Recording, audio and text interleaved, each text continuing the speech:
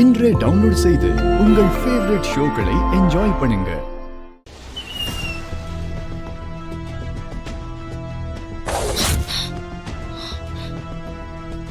ரேவதி,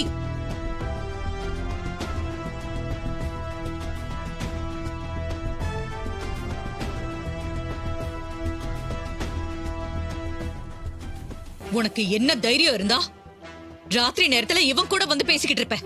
இதுக்கு என்ன தைரியம் வேண்டி இருக்கு? இவர் என்னோட புருஷன். இவரோட பேசிட்டு இருக்கிறதுல என்ன தப்பு இருக்கு? ஏய், கோர்ட்ல டிவோர்ஸ்க்கு அப்ளை பண்ணிருக்க. இந்த நேரத்துல நீ இவனோட இருக்கிறது தப்பு இல்லையா? 6 மாசம் கழிச்சு தானே தீர்ப்பு வரப்போகுது. அது வரைக்கும் நாங்க புருஷன் பொண்டாட்டி தானே. ஒன்னா இருந்தா என்ன தப்பு? வர வர நீ ரொம்ப எதிர்த்து பேசுற. அந்த நிலைமைய நீங்க தானே உண்டு பண்ணீங்க.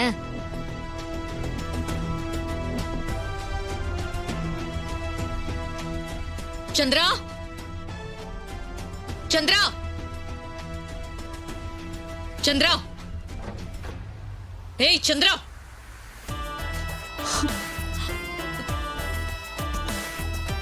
என்னக்கா? ஏய், நீ எங்கடி போயிட்ட? உன்னை பாத்துக்க சொன்னா இதான் நீ பாத்துக்கிற லட்சணமா? நீ எங்க போன? இல்லக்கா, கொஞ்சம் தூக்கம் வர மாதிரி இருந்ததா, அதான் ரூமுக்குள்ள போயிட்டேன். உன்கிட்ட ஒரு விஷயத்தை ஒப்படைக்கிறதே வேஸ்ட். நானே எல்லாத்தையும் பார்க்க விடதா இருக்கு.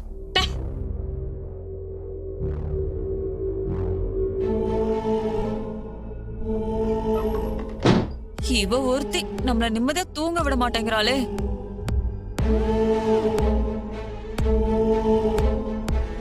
சகல பயமா இருக்கியா? 4 வருஷம் கழிச்சு இப்பதான் ஏன் பிரெக்னன்ட் ஆயிருக்கா? திடீர்னு வயிறு ரொம்ப வலிக்குதுன்னு அழ ஆரம்பிச்சிட்டா. என்ன பண்றதுன்னே தெரியலையா? டாக்டர் வேற ரொம்ப நேரமா செக் பண்ணிட்டு இருக்காங்களா?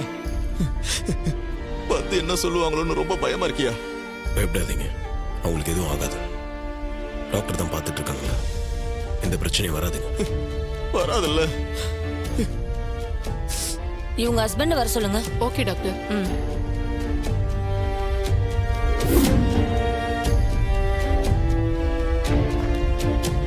சார், டாக்டர் உங்களை கூப்பிடுறாங்க சார்.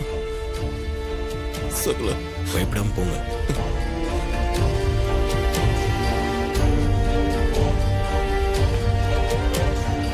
ஒன்னும் பயப்பட தேவையில்லை. டாக்டர், என் ஒய்ஃபுக்கு இப்ப எப்படி இருக்கு? ஒன்னும் பிரச்சனை இல்லையே? இவங்களை செக்அப் பண்ணி பாத்தீங்களா? அவங்கள செக்அப் பண்ணி பார்த்தாச்சு, எந்த பிரச்சனையும் இல்ல. இல்ல டாக்டர், வீட்டுல ரொம்ப பெயினா இருக்குன்னு கத்துனாலே. கர்ப்ப காலத்துல இந்த மாதிரி வலி எல்லாம் வர்றது சகஜம்தான். உங்க ஒய்ஃபுக்கு வந்ததும் அந்த மாதிரி வலிதான். பயப்படுற மாதிரி எதுவும் இல்ல. இன்ஜெக்ஷன் ஒண்ணு போட்டிருக்கேன், வலி படிப்படியா குறைஞ்சிரும். Nothing to worry. ஒன்னும் இல்லல்ல? நான் கூட என்னமோ ஏதானு பயந்துட்டேன் டாக்டர். நீங்க சொன்னதுக்கு அப்புறம் தான் கொஞ்சம் நிம்மதியா இருக்கு. நிறைய ஃப்ரூட்ஸ், நட்ஸ், காய்கறி எல்லாம் எடுத்துக்கோங்க. மோர், இளநீ எல்லாம் கொஞ்சம் சேர்த்துக்கோங்க. அப்பதான் உடம்பு சூட்டெல்லாம் குறைக்கும். மத்தபடி டயத்துக்கு தூங்கி எழுந்து குடுக்கிற மருந்து மாத்திரையெல்லாம் டைமுக்கு சாப்பிடுங்க. எந்த பிரச்சனையும் வராது. டாக்டர், நான் பிரெக்னன்ட் ஆகி 5 மாசம் ஆச்சு. ஆனா வயிறு வெளியே பெருசா தெரியவே இல்லையே. அது ஒன்றும் கவலைப்படுற விஷயமே இல்ல. சில பேருக்கு 8 மாசத்துக்கு மேலதான் வயிறு தெரியும். அது அவங்கவுங்க உடல் வாகத்தை பொறுத்து இருக்கு. உங்களுக்கும் அந்த மாதிரி தான். வயிறு கொஞ்சம் லேட்டா தான் தெரியும். அதனால பயப்படுறதுக்கு ஒண்ணும் இல்ல. அப்ப நாங்க கிளம்பலாமா டாக்டர்? கிளம்புங்க.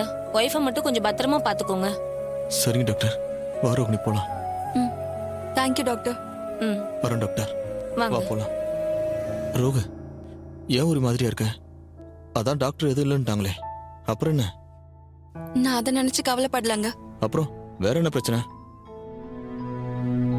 இவர் விஷயத்துல உண்மை என்னன்னு தெரிஞ்சதும் அம்மா எவ்வளவு கோவப்பட்டாங்க, எப்படி எல்லாம் நடந்துகிட்டாங்கன்னு நமக்கு நல்லாவே தெரியும். இப்ப நம்ம விஷயம் அவங்களுக்கு தெரிஞ்சா எப்படி நடந்துப்பாங்களோன்னு நினைச்சாலே ரொம்ப பயமா இருக்குங்க. பாட்டி குடும்பமும் நம்ம குடும்பமும் ஒண்ணு சேரவே கூடாதுன்னு, நமக்கு குழந்தைய பிறக்க கூடாதுன்னு சொல்லிட்டு இருக்காங்க.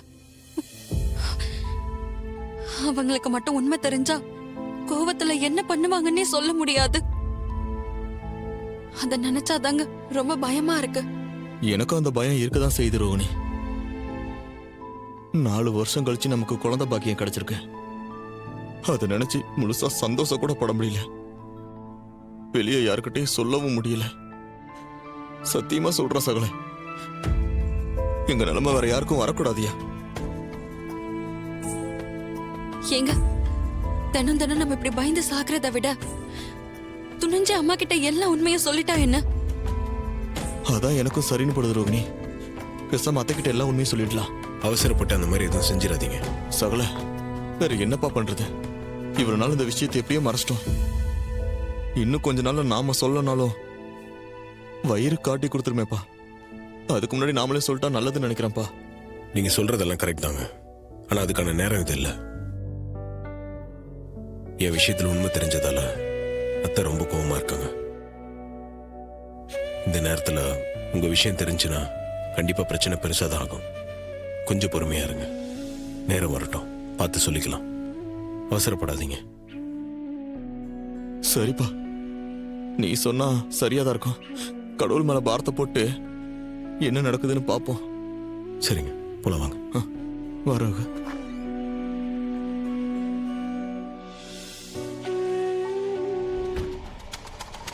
சகல, அந்த பொண்ணு வந்துட்டாப்பா. வணக்கம்ண்ணா, நல்லா நல்லா இருக்கீங்களா? நீங்க நல்லா இருக்கீங்களா? ம். வேலை எல்லாம் எப்படி போயிட்டு இருக்கு? ஒன்னும் பிரச்சனை இல்லையா? நீங்க வாங்கி கொடுத்த வேலை எந்த பிரச்சனையும் இல்லாம நல்லா போயிட்டு இருக்கு. நல்லா இருக்கேண்ணா. ஆமா, என்னண்ணா திடீர்னு பார்க்கணும்னு சொன்னீங்க? அது என் அத்தையோட அம்மா இறந்தப்போ உங்க தாத்தா தான் ஏட்டா இருந்திருக்காரு. அவங்கள விஷம் வச்சு கொண்டுட்டதா தான் கேஸ். கண்டிப்பா அவங்க போஸ்ட்மார்ட்டம் பண்ணிருப்பாங்க. உங்க தாத்தா கண்டிப்பா அதை பத்தி தெரிஞ்சிருக்கும். அதை பத்தி உங்களுக்கு எதுவும் தெரியுமா? உங்ககிட்ட எதனா சொல்லியிருக்காரா? இல்ல, அப்படி எதுவும் என்கிட்ட சொன்னதில்ல. பெரும்பாலும் அவர் ஸ்டேஷன்ல நடக்கிற விஷயத்த வீட்ல வந்து சொல்ல மாட்டாரு. நாங்களும் அதை கேட்க மாட்டோம். அப்படியா? சரிங்க, வேற யார்கிட்டயாவது இதை பத்தி அவர் பேசியிருக்க வாய்ப்பு இருக்கா?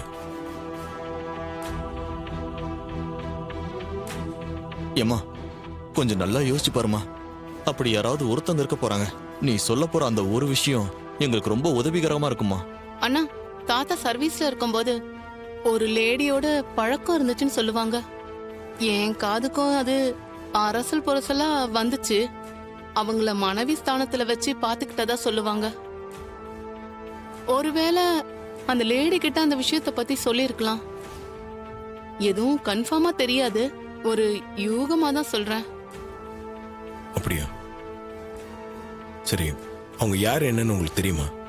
லேடி பேரு பரமேஸ்வரி. அவங்க பக்கத்தூர்ல தான் இருக்காங்க. இப்ப அவங்க இருக்காங்களா இல்லையான்னு கூட எனக்கு தெரியாது.